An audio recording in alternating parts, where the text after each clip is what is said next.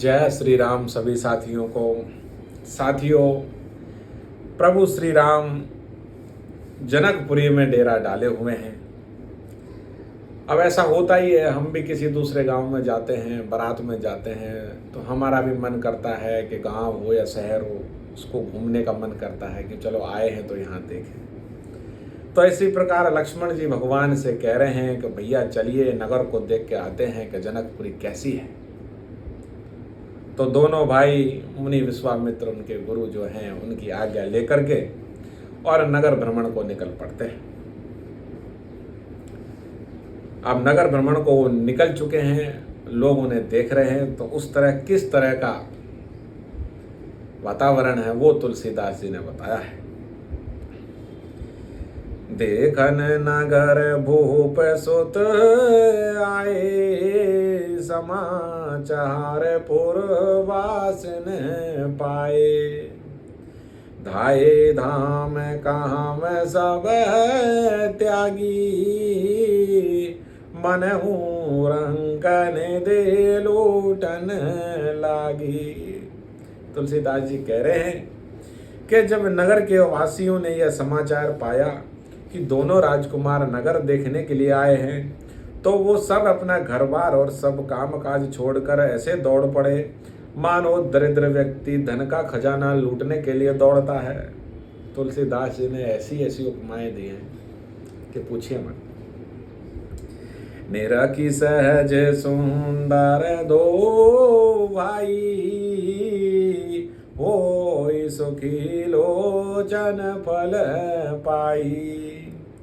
जुगति भवन झरोखने लागी, निरखहि राम रूप अनुरागी। स्वभाव से ही दोनों सुंदर भाइयों को देखकर वे लोग नेत्रों का फल पाकर सुखी हो रहे हैं।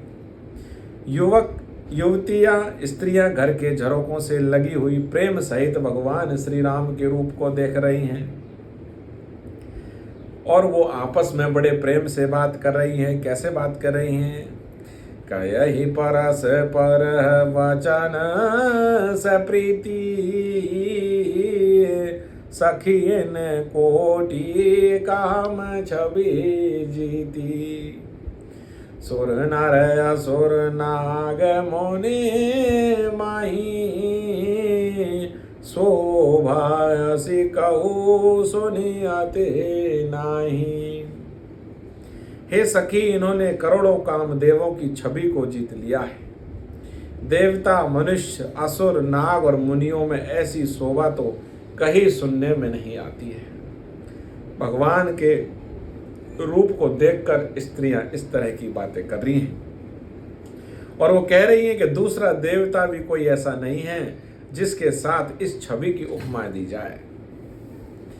देखी राम छवि कोहु एक कयहि, जो बुझान की ये बरुअयहि।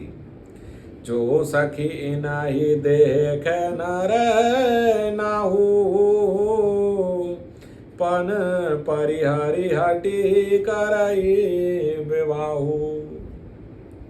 श्री रामचंद्र भगवान के रूप को देखकर एक सखी दूसरी से कहने लगी कि यह वर तो जानकी के योग है। हे सखी, यदि कहीं राजा इन्हें देख ले तो प्रतिज्ञा छोड़कर हठ पूर्वक इन्हीं से विवाह कर देंगे, क्योंकि जनक जी ने प्रतिज्ञा की थी कि जो भी भगवान शिव जी के धनुष को तोड़ेगा उसी से ही माता सीता का विवाह होगा। तो ये सखियां कह रही कि कहीं ऐसा न हो भगवान के रूप को देखकर राजा जनक अपनी प्रतिज्ञा छोड़ दें और बिना धनुष तोड़े ही इनसे इनका विवाह कर दें। को कहे भूपति पहिचाने, मुनि समेत सादर्शन माने। सखी परंतु पनु राउ न तजई,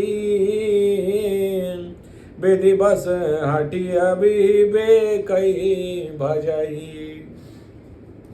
किसी ने कहा कि राजा ने इन्हें पहचान लिया है और मुनि के सहित इनका आदर पूर्वक सम्मान किया है, परंतु राजा अपना प्रण नहीं छोड़ता। वह होनहार के वशीभूत होकर हठपूर्वक अविवेक का ही आश्रय लिए हुए हैं। लोगों को पता नहीं है कि राजा ने पहचान लिया। लोग सोच रहे हैं कि राजा पहचानने के बावजूद भी अपनी प्रतिज्ञा को नहीं तोड़ रहे हैं। राजा जनक जी प्रण पर अड़े रहने की मूर्खता को कोई नहीं छोड़ता है। ऐसा वो राजा जनक जी के लिए कह रही है। को कह जो भल यही विधाता, सब कह सुनाई उचित फल दाता। तो जान की मिलई बरो नाहिन आलिया संदेहु।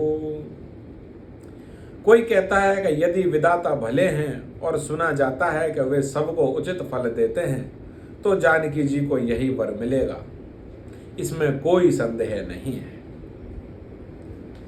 जो विधि बस अस बनय संजोगु, तो कृत कृत होई सब लोगु।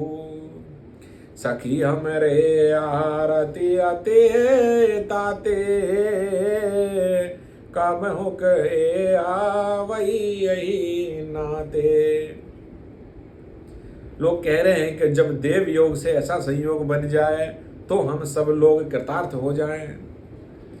मेरे तो इसी से इतनी अधिक आतुरता हो रही है कि इसी नाते कभी ये यहाँ आवेंगे। लोग कह रहे हैं कि सीता जी के साथ इनका विवाह हो जाए तो ये बार बार जनकपुरी में आते रहेंगे और हमको दर्शन देते रहेंगे, और इस तरह से हमको इनके दर्शन होते रहेंगे। तो साथियों, इस तरह से सभी लोग बाग भगवान के रूप को देखकर बातचीत कर रहे हैं, और सबकी मनोकामना है कि सीता जी का विवाह भगवान श्री रामचंद्र जी के साथ हो जाए। जय जय।